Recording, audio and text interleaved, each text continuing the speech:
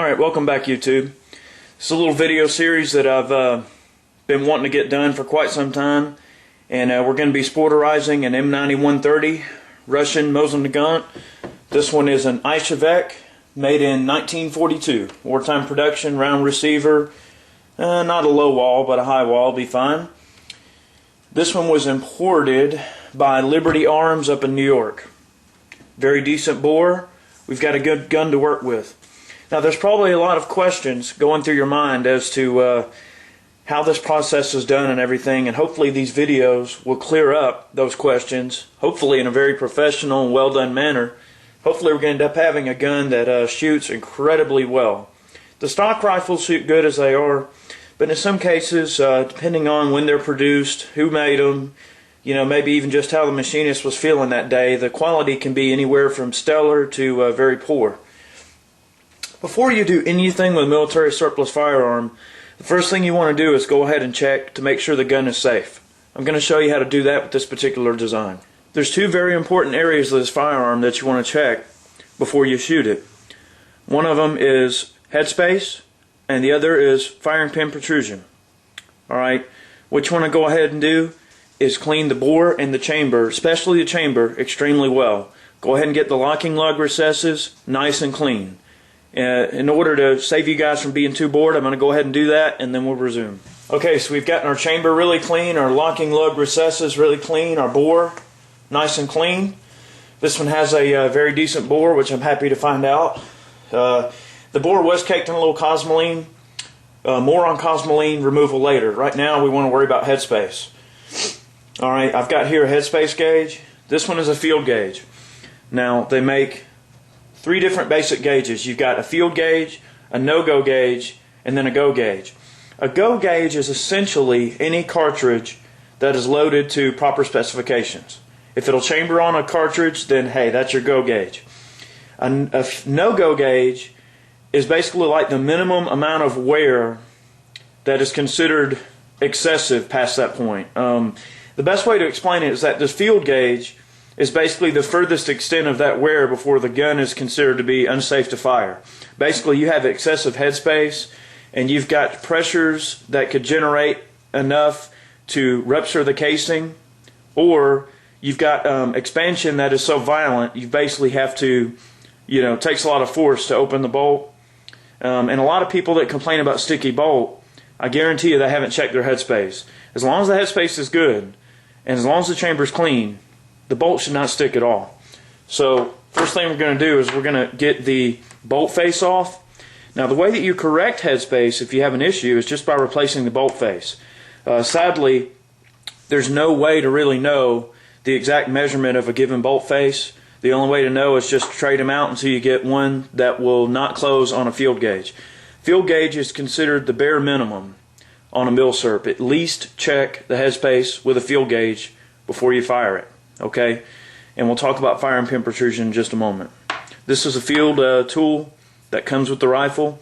It has these little slots cut on it, and those correspond to firing pin protrusion. And what you're checking for is mainly excessive firing pin protrusion. If you don't have enough firing pin protrusion, you can get light strikes on the primer, which isn't a horrible deal. That's easy to fix, but you definitely don't want excessive protrusion, because then you're going to get ruptured primers in your face, and you definitely don't want that. You're going to need a little vise, a punch, and a non-marring hammer. Let's get started. Okay, so we're going to get this bolt face off. Now the nice thing about the design of this bolt is that you don't have to disassemble the whole bolt just to get the bolt face off. All you do is to cock the bolt, like so, pull forward, turn, and your bolt face comes right off. For now, we're not worried about the rest of the bolt. I'm going to go ahead and cock it so we don't lose anything. We're going to set him off to the side.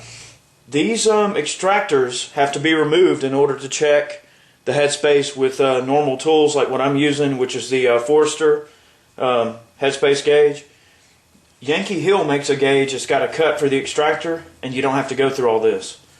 What we're going to do is we're just going to clamp it in, bolt face up, just strong enough to hold it. We don't want to mar anything or bend anything, which these things are solid chunks of metal. I mean, you're not going to really hurt them.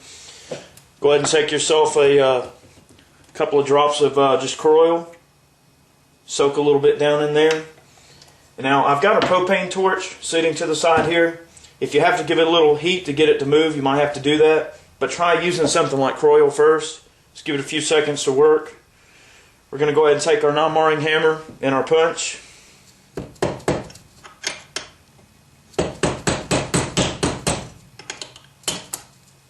Alright, there's our extractor. Came right out. I didn't have to use any heat. Now you notice, hopefully you can see in the camera there, you notice there's a lot of gunk in there. We're going to clean this bolt face up while we've got it out, but we are going to go ahead and confirm headspace first. Alright, because the whole point of this particular segment is making sure the gun is safe to fire. Let's move on. Alright, we got our little bolt face taken care of, got our extractor out of there. We're going to go ahead and place it back on the bolt, go ahead and decock the bolt. Move the connecting arm down all the way. Just put the bolt, rotate it on, just play with it. I don't ever do it like super precise. See, it just kind of... I've got a video on bolt disassembly, but we're going to get this thing apart completely. Little guy just sits in there like that. Down here the connecting bar connects to the cocking piece. As you can see where my thumb is. Alright, we're going to hold everything together. Cock the bolt. Alright, so now we've got our assembled bolt minus the extractor. Now we're ready to check headspace. Okay, so all we're going to do is take our rifle, hold it up like this in our lap with the bolt installed minus the extractor. We're going to take our headspace gauge, place it in the bolt face. We're going to gently chamber it, and then we're going to attempt to close the bolt. Alright, the bolt should not close. Oh wow, that's outstanding. Alright, we notice the angle that this bolt stops at. Hopefully you can see there. That's excellent. Okay, now that's a field gauge. Chances are this particular gun probably would not close on a no-go gauge, which is outstanding. That's exactly what you want. So we've got a good tight gun. This gun is safe to shoot for all intents and purposes. Now you want to go through and check for, obviously, like when we get it apart, we're going to look and see if, if there's a crack in the barrel or deep pits or any kind of crazy stuff like that. But for all intents and purposes, this gun is safe to fire. We're going to check one more thing, and that's firing pin protrusion. Alright, so let's go ahead and get our extractor back in our bolt face. To cock the bolt, remove the bolt head. Now this time we're coming in from the other side, so I'm just going to clamp the bolt itself face down with our dovetail exposed in the rear. And this particular way of doing it, you want to go ahead and clamp it on the actual lugs itself gently, because if you don't, you're going to interfere with putting the bolt actually back in there, or the extractor back in there.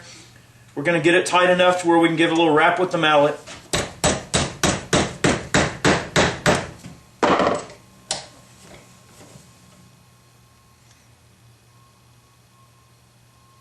Alright, there she is.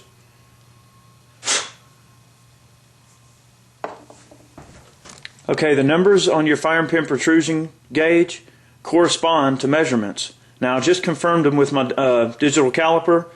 75 thousandths of an inch and 95 thousandths of an inch. 95 thousandths of an inch is considered your maximum protrusion.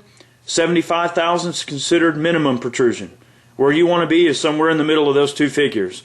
Now the way this gauge works is basically you place the gauge on top of the bolt. That's why these corresponding slots are cut into here.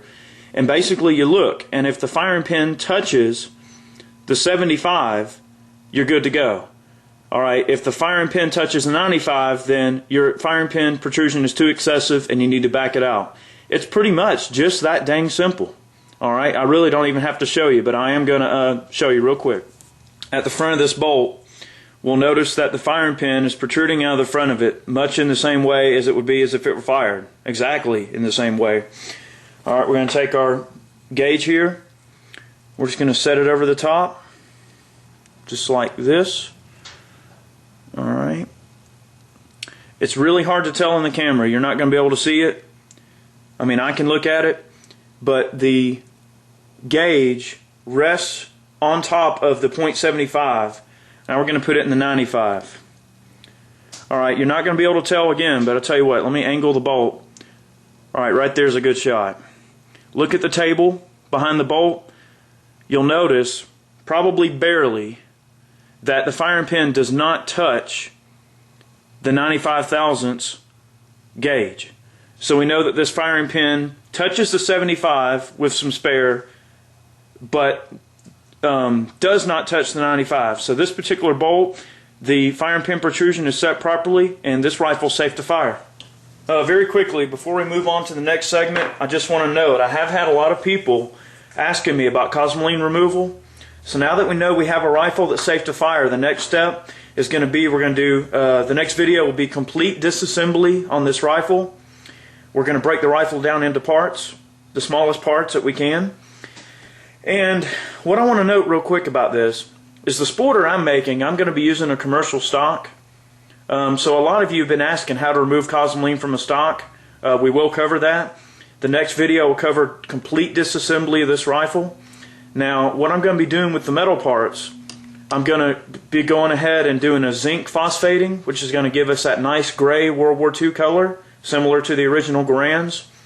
And that's just my chosen finish. That's the way I'm going to do it. And I will cover a bit of that process as it's done. So the next segment will cover complete disassembly, because we want to clean all the cosmoline off and move on with our project.